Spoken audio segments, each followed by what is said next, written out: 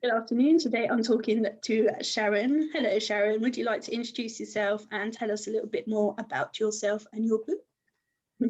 Hi Donna, it's lovely to be here. Thanks very much for inviting me along. I've got my cat with me, who's snoring in the background. I might have a dog that barges his way in at some point, but yeah, so it's lovely for us all to be here today, Donna. My name's Sharon Bairdon. Probably tell by the accent, I'm Scottish. I live just outside Glasgow. I work in the third sector, which is the voluntary sector.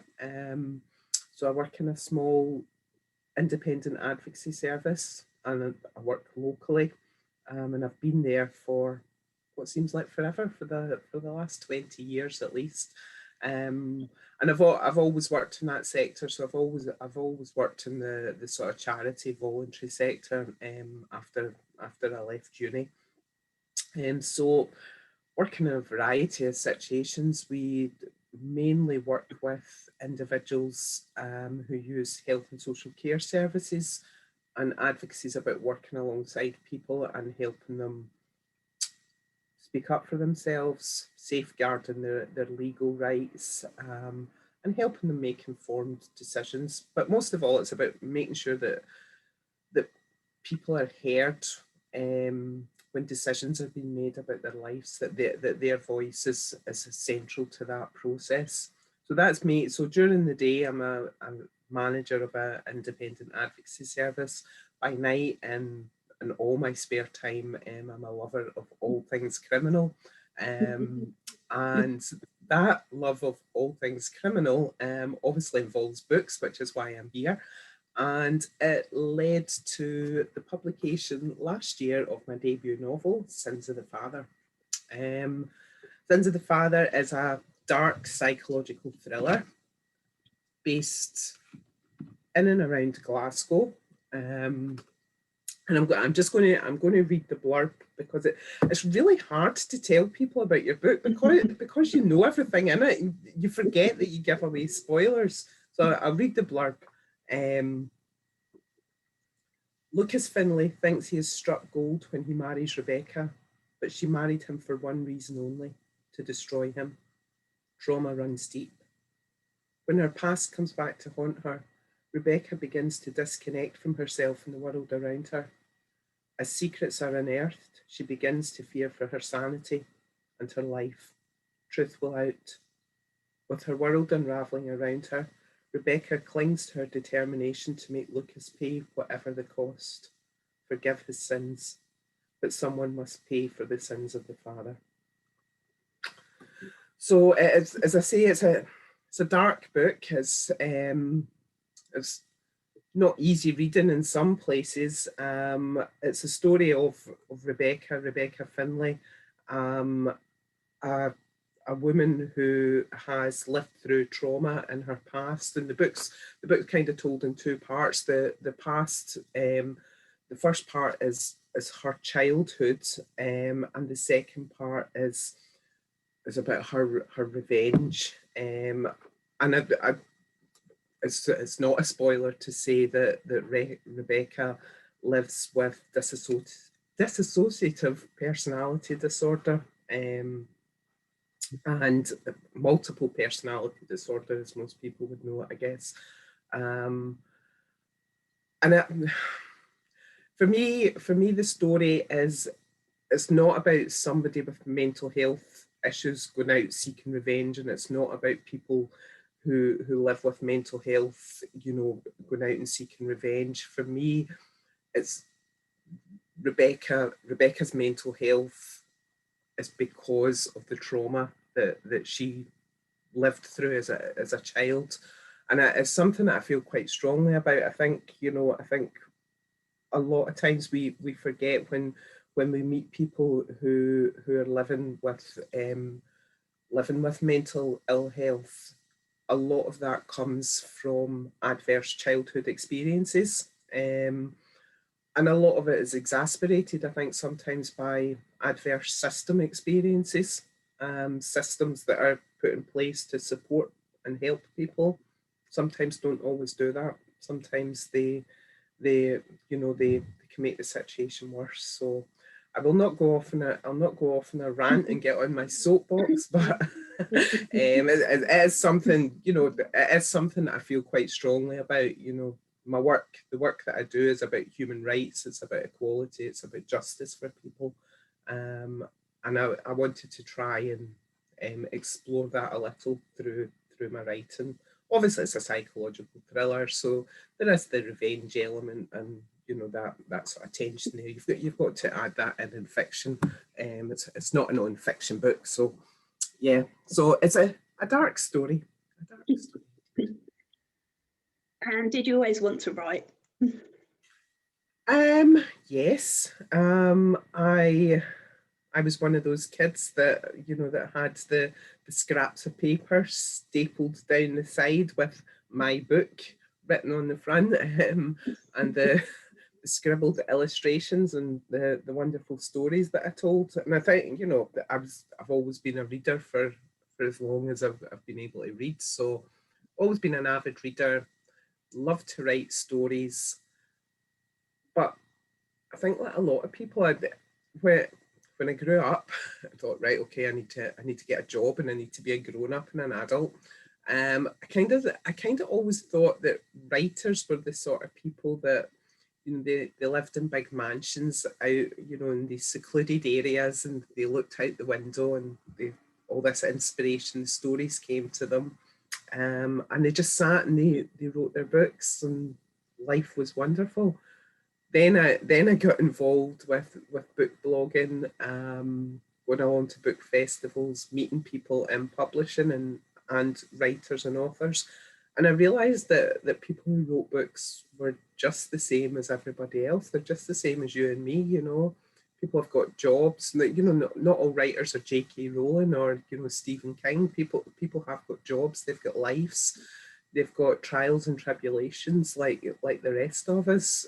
And I think it was at that point I thought, maybe I could do this. Maybe I could do it. So yeah, I always wanted to be a writer. I kind of shelved it for a long time because it's like one of your childhood dreams, I want to be an astronaut or something. You think, okay, it's just a dream. You shelf that and go on in real life. So yeah, although I was a wee bit later in life and coming to it, yeah. What made you finally take the plunge and go for it? I think round about 6 years ago, I discovered book groups on Facebook, so the online book community. And up until then, I'd went along to a couple of book festivals and things, but always just sort of slipping in, going and seeing something and coming back out again, and never really involving myself or engaging with anybody when I went there. Just very quietly went and went away again. The book groups, the book community, yourself, you begin to build up this friendship with people online.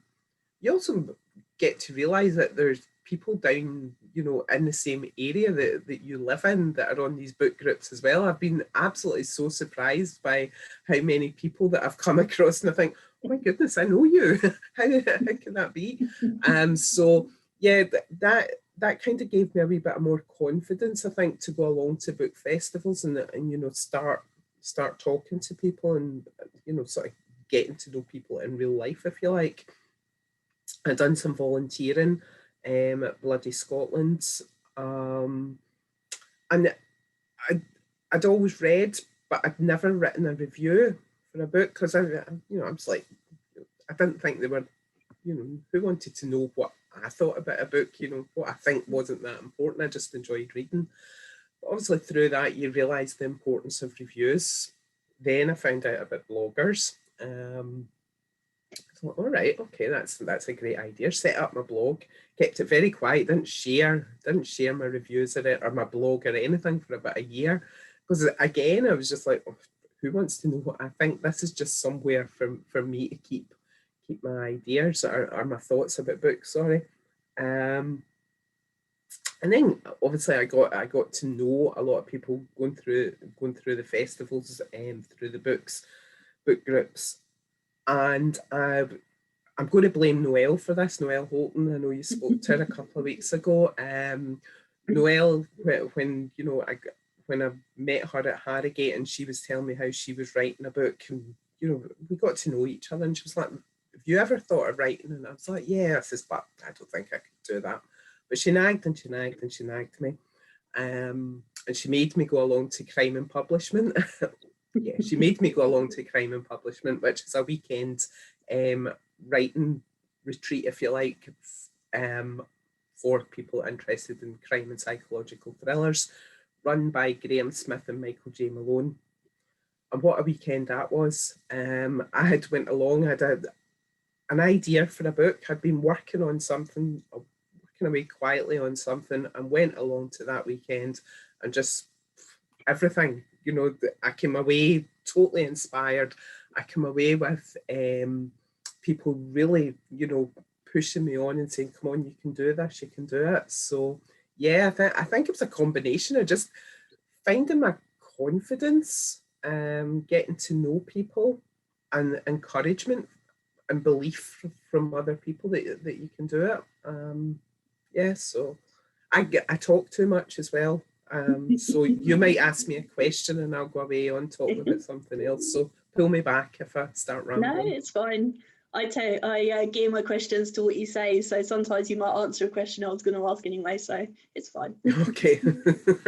Apologies. No, it's fine. Makes it much easier for me if you talk away.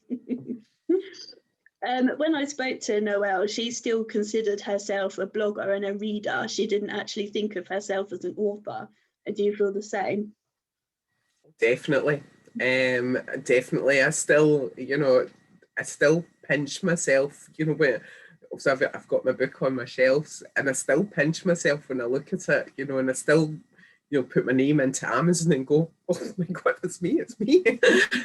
So, you know, I would never introduce myself as a writer or an author. You know, I'm a reader and I'm a blogger. And I remember talking to Teresa Talbot, and she said to me, she says, "No," she says, "you must say you're a writer." She says, "Are you writing? Have you written something?" I said, "Oh," she says, "Well, you must say you're a writer." But I can't quite bring myself to do it yet. You know, I'm a total fangirl. I go to all these events and I see all these real writers that, you know, I think they're real writers. I'm just an imposter.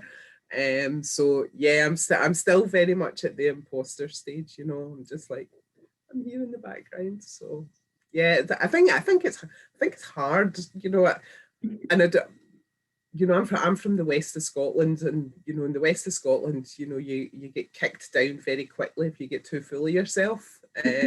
We don't do all that self-confidence and, you know, get out there and shout about how wonderful you are. So I think there's a very strong west of Scotland part of me as well that's like, you know, just, you know, don't get too big for your boots, because there'll be somebody there waiting to pull the rug from under your feet if you do.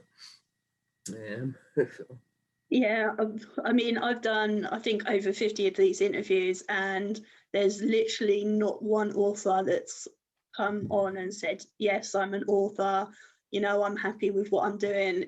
Every single one's like, "No, imposter syndrome." I don't think whether they've written one book or 20 odd, they're still like, "No, don't think of myself as an author." Absolutely. The most insecure bunch of people I've ever known. I know. It is so true. I'm currently writing book 3 at the moment, and it's been the longest drawn out process ever. I think I probably finished book 1 in the time it's taken me to do this. And I just kept on, like, every time I would sit down to write it, I would look at what I'm writing and I'm going, "No, this is atrocious. This is like a 5-year-old wrote this." So the real crisis of confidence.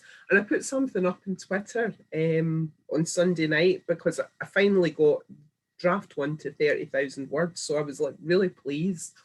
And I said, you know, that talked about that whole crisis of confidence, you know, and everybody, you know, other people who I would call writers came back and said, you know, get to book 26 and you still feel exactly the same. You know, that doesn't leave you. I think, you know, And I think, you know, in a way, I think, I don't mean it's a good thing to have a crisis in confidence, but I think it's a good thing to be constantly questioning and pushing yourself, because I think there would be something wrong if I sat and wrote a draft of a book and thought, wow, that is amazing. The world is going to love this. You know, I think, you know, there's that whole cocky, aren't I brilliant, to the other extreme, which I sometimes find myself on, is like, oh, words, what are words? So yeah. We'll put it this way. I mean, I'm talking to you today. I'm talking to Mark Bellingham tomorrow, which you would consider probably opposite ends of the. But I fangirl as much talking to you as I will to him tomorrow, because to me, Oh, you're an author, and that's really cool. So I think you're oh. as cool as he will be tomorrow. So Oh, thank you very much. Mark Bellingham was my first well-known author stalking moment. And he was the first author that I went to see, went to an event. He was in Glasgow with, oh, that's terrible. He was in Glasgow anyway, and thought, oh, I really, really, really want to go and see Mark Bellingham. So I begged my sister to come with me, and I promised her it was being held in a bar. I said, look, I'll take you for dinner. I'll buy you a drink. Please come with me. I want to see Mark Bellingham, because I'd read all his books. I'd put something on Facebook and Twitter, and he replied to me, and I nearly died that Mark Bellingham had replied to me. And we walked into Sloane's in the front row, and Mark Bellingham walked out and done his thing. I bought my book, went up to get it signed, and he says, "Are you Sharon Bairdon from Facebook?" And I just went, "Oh my!" I remember just like almost fainting on the spot. And my sister, when I went back down, and I was like to my sister, "Oh my God, did you hear that?" And she says, "Sharon, do you not think it's really strange that older men from the internet know who you are?" And I said, "No." So I was walking on air for like days that Mark Bellingham actually, and I think, you know, to be fair, Bairdon is an unusual name, you know, so it was probably the name that he recognised. I'm not I'm not bigging myself up there, but yeah. So that Mark Bellingham was my first sort of famous author stalking moment. Poor guy. So yeah, I would be totally fangirl and talking to him tomorrow. I'm so jealous of you. yeah. I slightly guilty confession is that I've never read any of his books. So I'm halfway through Crybaby, ready to talk to him. So at least I've got some idea. But that's a good one to start. No, that's a good one, because it's a prequel. So, you know, it's you're getting the backstory. I just finished that a couple of weeks ago. It was so good. Loved it. Yeah, so I know. Yeah.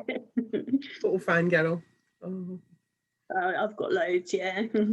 That's why I Yeah, want I to know. Harrogate. Yeah, I think people have learnt who my top authors are, who I post most about. No secrets with me. Oh, I know. Harrogate will be good. Yes, definitely. So, what did you read as a child? I think I'll be really boring and probably the same as everybody else the same age as me. Grew up in a staple diet of Enid Blyton. So the famous five, Secret Seven, absolutely fascinated me. I loved them, and I read them constantly. But I was probably only about 10, and we used to go. My dad's auntie had a cottage called Smuggler's Den up in Montrose. And it was a lovely wee old cottage, and we used to go there, and there was always all my family, my dad's side of family especially, all my family were readers. So there was always a box of books, and Agatha Christie books were there. So I think Sparkling Cyanide was the first grown-up book I read, aged about 10.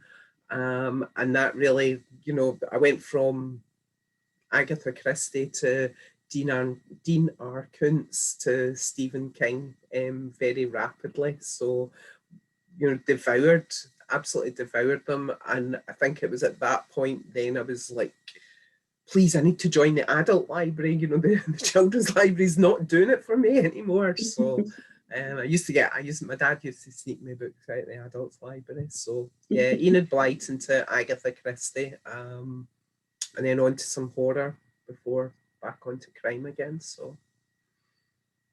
Do you get time to read much now? I always make time. I do. I know a lot of people say that they can't.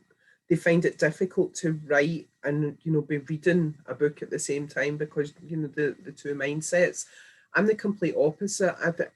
I feel I need to read because reading gives me the inspiration, and I think I read books a little bit differently than I did before, so I'm always looking at how an author's developing their characters, how they're structuring their plot, how they're starting off a book, how they're ending it.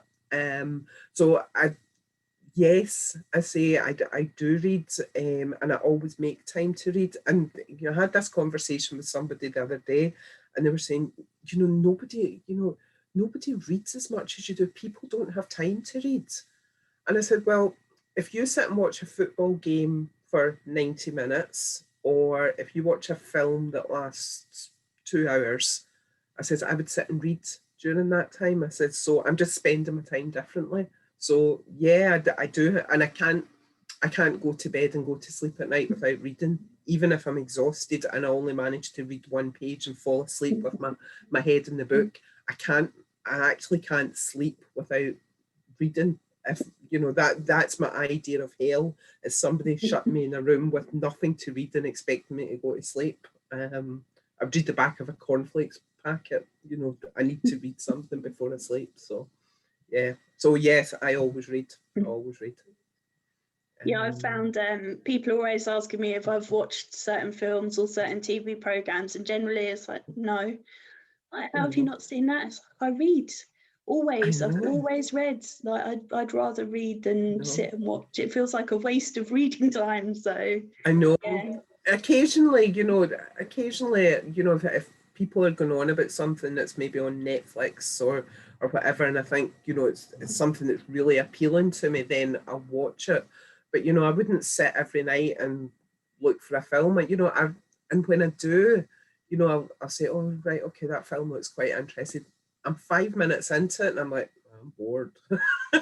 I'm bored. I want to read the words. I want the pictures playing inside my head. On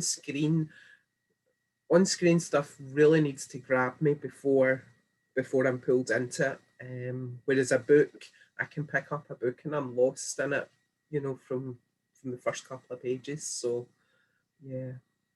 So yeah, there's always time to read. I don't, people who say they don't have time to read, people might not have time to read as much as people like you and I read. We probably read quite obsessively, and I get people don't have time to read that much, but I don't believe people who say they don't have time to read.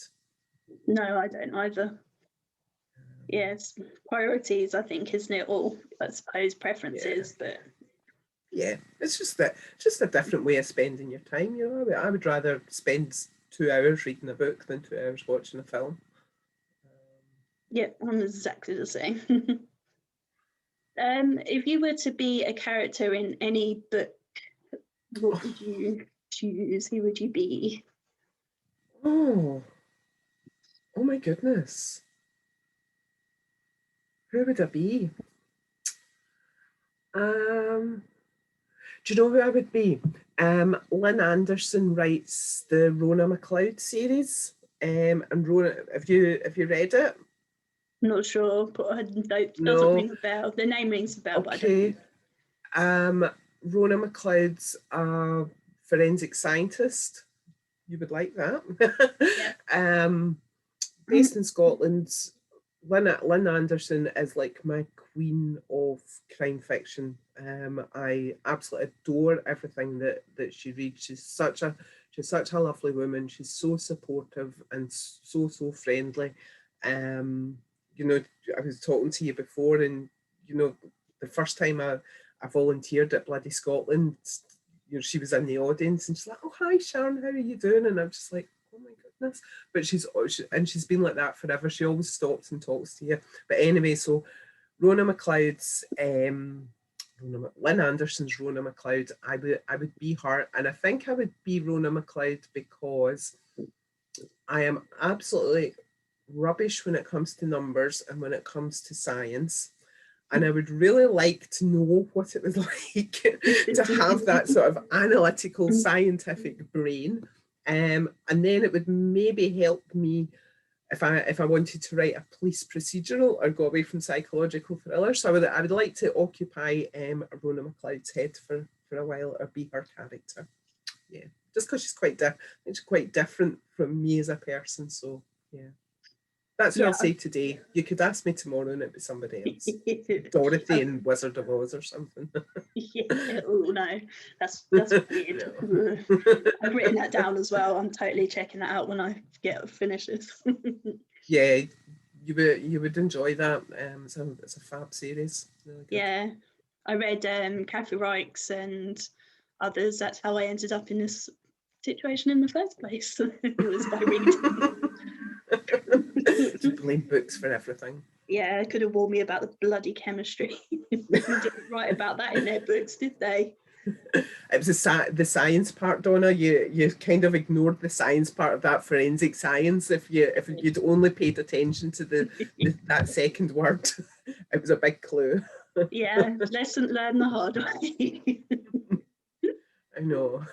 Science, maths, no, not me, not at all. No, me either. Whoops. What's the most interesting thing you found out when doing research for your books? It's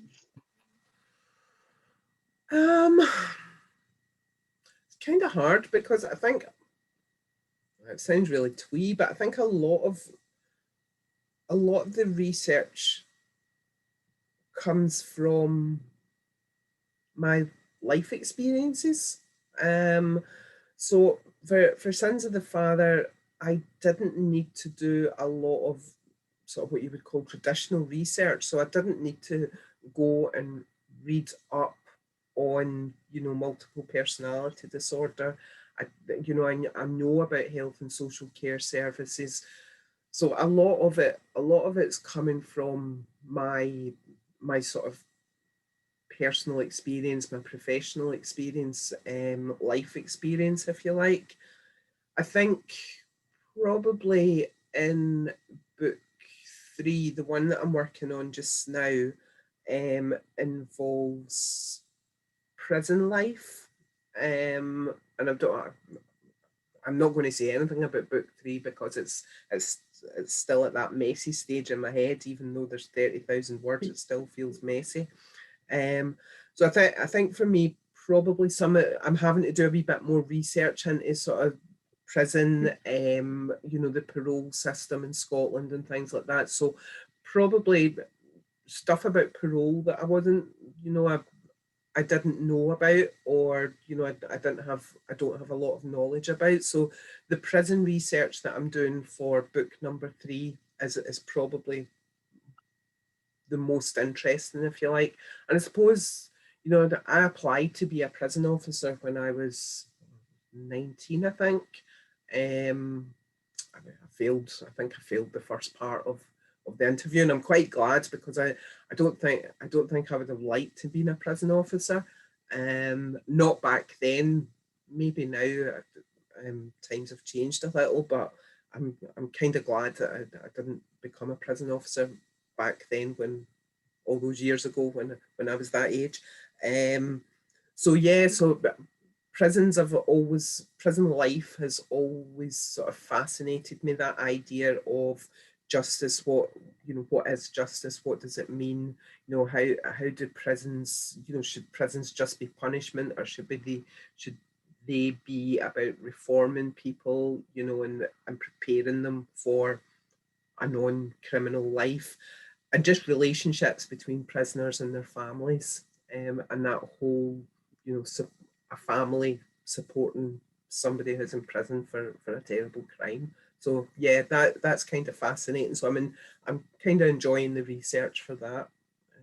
But book 1 and 2 have kind of been stuff that I've known about in terms of my own life. And when I say my own life, I'm not Rebecca, and I'm not the people in my books. It's more about life experience and things that I've learned as I've went along. So yeah, I'm not my characters. They're not based on me, honestly. Do you have anything that you absolutely will never write about?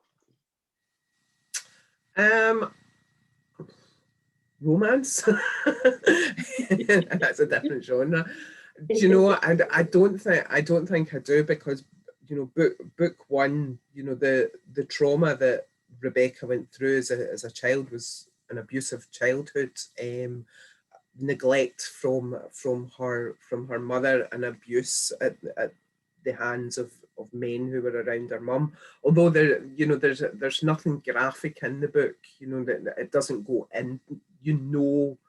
From the storyline, what's happened to Rebecca, but there's no graphic detail in it. So I suppose I've already, with book 1, touched one of the subjects that a lot of people say, no, I wouldn't do that. I suppose animal cruelty, I wouldn't really do that. But I'm kind of up for anything in a book. I think as long as it's not overly graphic and it's not gratuitous, the subject matter has got to always be handled sensitively, and it's not to be done for sort of shock value. So yeah, I know everybody's different. Everybody's got their own, their own areas that they wouldn't read or they wouldn't write about. But I've read about nearly every subject matter that you possibly could in crime fiction. And as I say, unless it's gratuitous or overly graphic, then I'm fine with it. I think what we read reflects what's happening out there, and we can all pretend, but the world's not a rosy place all the time. Bad things happen, bad people live out there, and bad people exist. So yeah, it's a reflection of some parts of society, I'm afraid. So just a dark, twisted mind I've got, My mum always said that. She's like, well, why can't you just wear nice pink dresses, Sharon, and have your hair up and do your hair and your makeup and matching jewellery? Why do you need to go out looking like the Wicked Witch of the West and things like that? Because it's who I am, Mum. It's who I am. The weird kid too, so. Yeah, they're the artists, aren't they? The weird kids anyway. So yeah, always be the weird kid. But what's your ultimate goal as an author? My ultimate goal is not to make millions. It's not to be famous. See, if I was ever invited to appear on a panel at Bloody Scotland, my dream would have come true, right? Bloody Scotland, for anybody that doesn't know, Bloody Scotland's crime writing festival held in Stirling, in Scotland. This year it's 10 years old, and it's it is the best crime writing festival in the world, as far as I'm concerned. It is so friendly, it's so inclusive, there's something there for absolutely everybody. And I've went along to Bloody Scotland for the last 10 years. As I said, the first couple of years I went along very quietly, slipped in, slipped out. Then I went along as a volunteer. And in the past couple of years, I've went along as a blogger and blogged about the festival. It's my favourite festival ever, and if I was ever to appear on the stage at Bloody Scotland, that would be a dream come true. Yeah. So, but if I made millions of money and my book got options for Netflix or whatever, I'm not going to knock it back. But if we're talking about dreams, I think I'm at the age where I'm old enough now to know that yes, dreams do come true, but there's some dreams that might be pipe dreams. But the Bloody Scotland one, yeah, that would that would be me. I'd be like, that's me. I'm happy. Do all the Scottish authors sort of stick together and support each other? Because I know there's quite a few now. Yeah, I think yes, they do. You know, the Scottish crime writing community is as supportive as the UK crime writing community as a whole. And I wouldn't, I wouldn't say that there's any difference. I think the crime writing community, whether you're a writer, a reader, somebody who attends festivals, events, a blogger, a reviewer, whatever, there's people welcome you in. You're never made to feel, that you don't belong there or you shouldn't be there. I still, it still amazes me that, I can go to bloody Scotland and I can be sitting in the Golden Lion and Ian Rankin, I can go up to the bar and Ian Rankin's standing there. I'm standing next to Ian Rankin ordering my drink. I remember the first year I volunteered at bloody Scotland, and I was getting glasses of water for the stage for the authors, and William McIlvanney passed me the water over because the bar was that busy, and I was just like, these people are like superstars. These people are like rock stars, and they're just, they're just here. So, and then as as I started to blog, the Scottish crime writing community was really supportive, because my blog was mainly about Scottish crime fiction and Scottish crime writing events that I attended.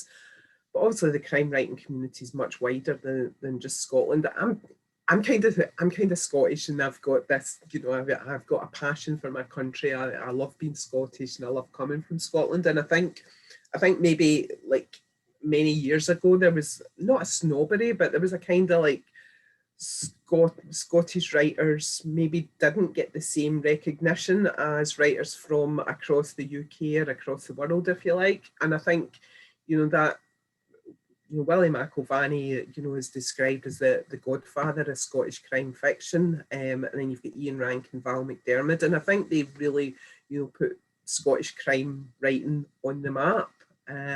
So yeah, there is that lovely sense of Scottish crime fiction, but as a wider community, the crime writing community is the friendliest, most welcoming community you could ever be a part of. And I've always said that, doesn't matter if you go to a book festival like Harrogate, if it's bloody Scotland, or one of the smaller book festivals, you'll always be made to feel welcome. Nobody's ever going to, if you choose to be with people, there's people there to make you feel welcome. So yeah, it's my tribe. It's the place to be.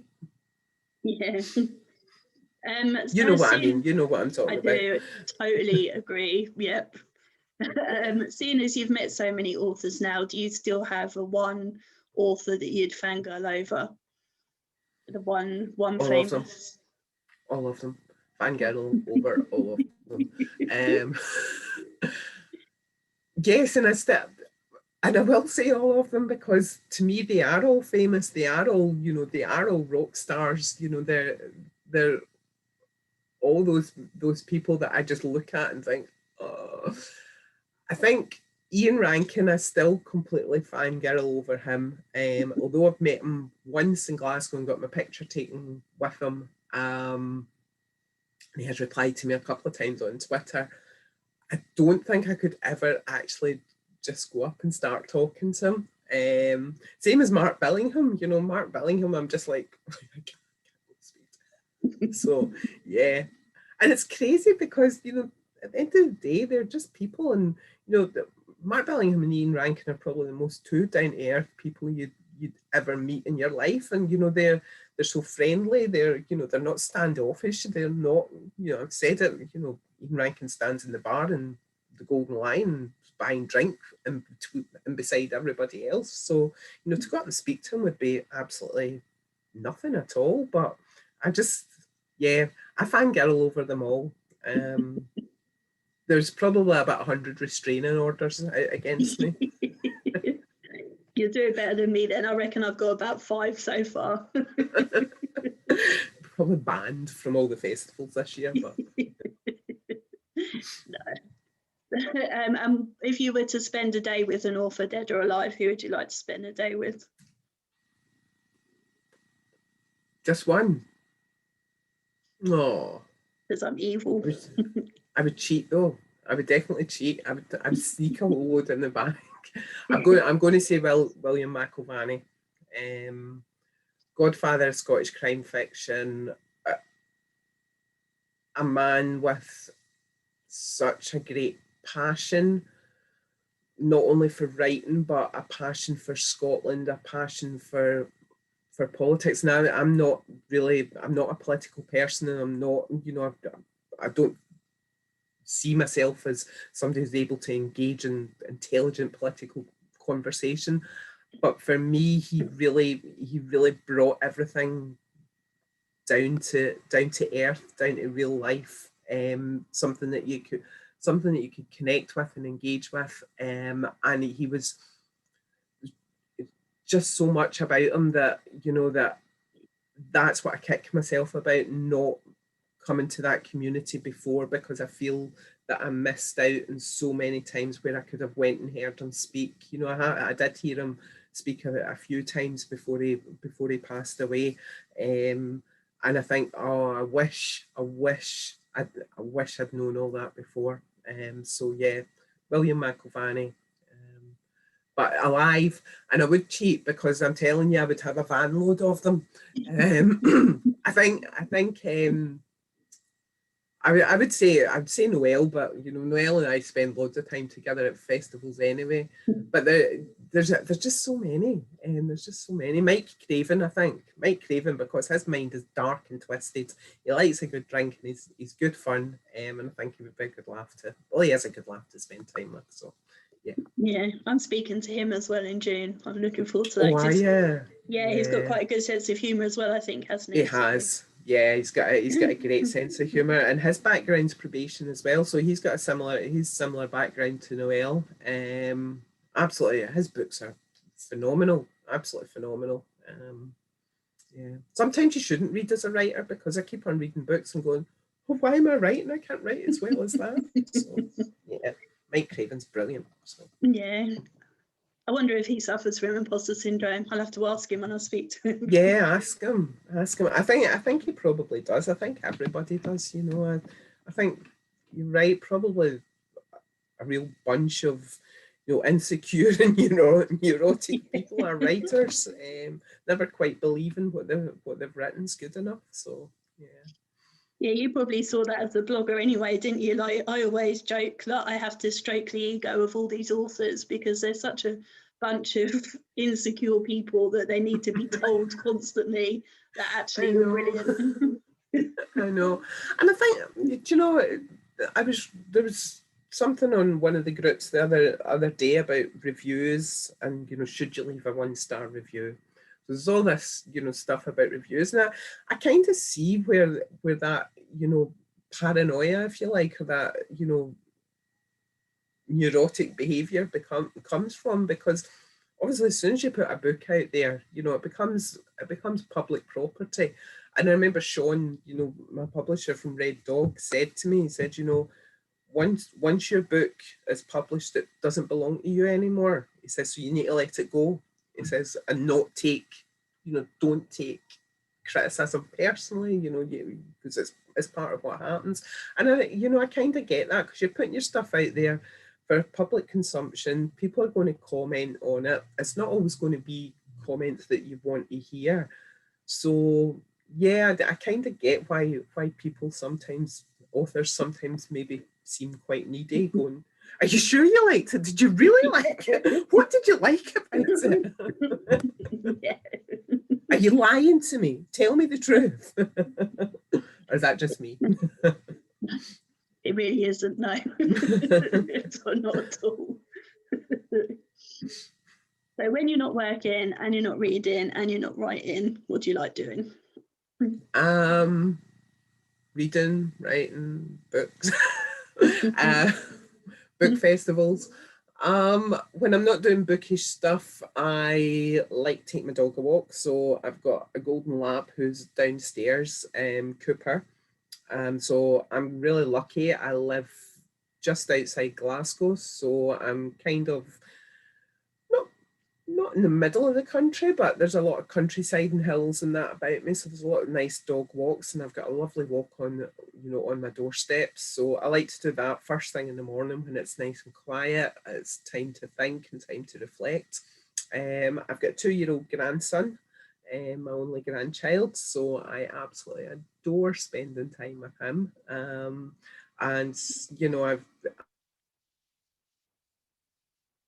I'm determined he's going. So he already he'll point to my book and he'll say that's Gran's book, and I've got him primed because I had him overnight a couple of weeks ago, and I've taken him to Waterstones. I've taken him to there's a Glasgow book festival called I Write, and they have a children's one called We Write. So I've taken them to that a couple of times. When he was like 4 months old, I took him to his first one. So I've got him primed about Waterstones. So now I'm saying, what shop is Gran going to take you to? And he said, the big one. I says, and what's the big one called? He's like, Waterstones. I said, and what are we going to get? And he said, Gruffalo stuff. So yeah. So yeah, my grandson and my dog. Obviously, I love my kids as well, but my kids are all grown up now. They're 28 and 23. So they probably don't like hanging out with me as much as I'd like to hang out with them. So, but it's really hard. I mean, it's hard to think what I like to do because I kind of feel I haven't done anything for the last year other than go walks. I've been lucky enough to be able to see my grandson because I've had to watch him because his mum and dad both work. So that's all I've done for the last year is read, write, take my dog walks and see my grandson. So yeah. And have your kids read your book? Yes, they have. Yes, they have. My kids have been absolutely super supporters of me, and my son, much to my disgust, my children don't read. They did when they were younger, and I keep on saying they will get back to it when they're older. But they all bought my book, and not only did they buy my book, but they made all their friends and their work colleagues buy my book, and they pimp my book out at every single opportunity. They're always telling people about my book. So wow, that's lovely. Yeah, so yeah, they have read. Oh, my whole family's read it actually. All my family's read it. So, and that was quite scary. I'm like, oh no, Mum, don't read that. I think I said a sweary word. Oh. Yeah. So yeah, I've been lucky. My family and my friends have all been like really supportive. I'm saying that though, my son keeps on saying, so will you be giving us a deposit for our house? And I'm like, if you get a Big Mac extra large meal, you might be lucky because I think they all think that they all think like we all thought when we were younger that all writers were J.K. Rowling and Stephen King. So yeah, no. Really not the case. No, not at all. What's your most embarrassing story? Too many to tell.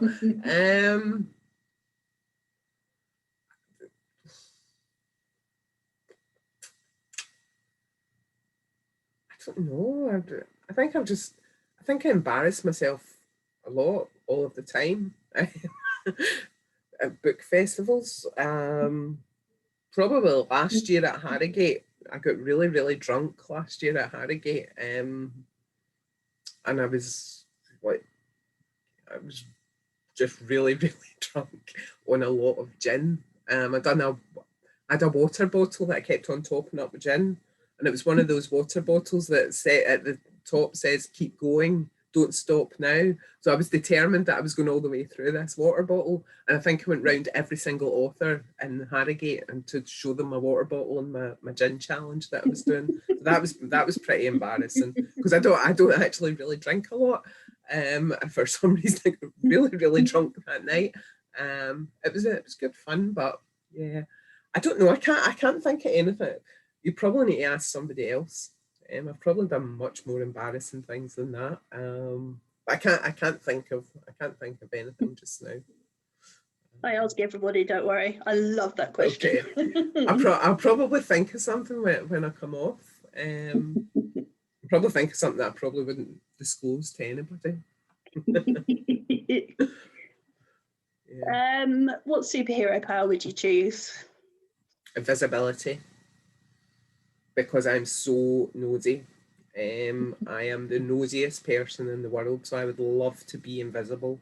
I would love to have an invisibility cloak so that I could go all the places that I want to go that I'm not able to go. I could find out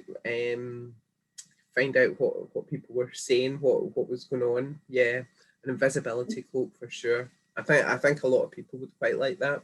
And I think if you're a nosy person, that would just be great. It could be quite dangerous as well because you might hear things about yourself that you don't want to hear. So you could mess with people though as well, which would be quite fun. No. Yeah. Not that I've ever thought about it, obviously. No, obviously not. Definitely not. Definitely not. Pure little black book with ideas to mess with people's heads while you're wearing your invisibility cloak. Yeah. Yeah, definitely never crossed my mind. It's my story and I'm sticking to it. Okay.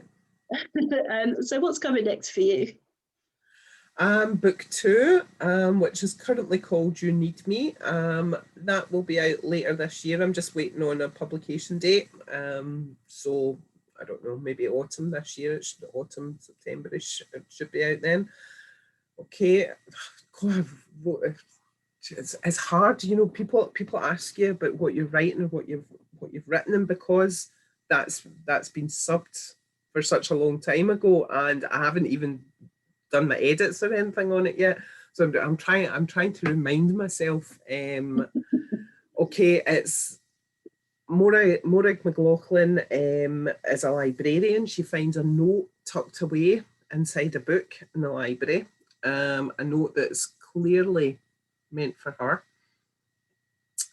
Morag has been torn apart from her family, and she has gone to some extreme lengths to recreate a new family for herself. And this note suggests that she might be about to be found out. So, a lot of toxic families. I love a good toxic family, so I do. A good dysfunctional family life is my way. So yeah. I always wanted to set a book in a library because I love libraries. I always want. So you know, I think the setting for that book came to me. You know, once I got book 1 published, I always wanted a book set in a library. So, and I think people always think libraries are really boring places and librarians are dull and boring people, but they're not. Dark and twisted and toxic. So, yeah. Awesome. Well, I don't think I have any more questions for you, unless you think there's anything I haven't asked you that you want to tell us. No, I don't think so. Just Sins of the Father is out now. Please buy from Amazon, good bookshops, and direct from Red Dog Press. But no, there's nothing else. It's been absolutely brilliant. I've had a couple of days off work, so this has been a lovely way to spend my last day off work before I go back tomorrow. So thank you very much for inviting me along, Donna. It's been great. You're very welcome. Thank you. Do you just want to tell people where they can find out more about you before we go? You can find me on Twitter at @sbairdon. You can find me on Facebook, Sharon Bairdon Author. You can find me on Amazon, probably on Red Dog Press's website, Instagram, and I've even started doing TikTok. believe it or not. I know I am too old to do TikTok, but hey ho, it's got to be done. So much to my kids' disgust, my kids are like, Mum. I'm like, shh. I'll embarrass you till the day I die, so I will. So that's your job. yeah, so it's in the I can be title. I can be found. Oh, I forgot my blog there. Chapter in My Life is my blog. That's on WordPress, and there you will find me talking about the books that I enjoy reading, and you will find me talking about crime book festivals and authors that I've been lucky enough to interview. So yeah. Wicked, thank you very much.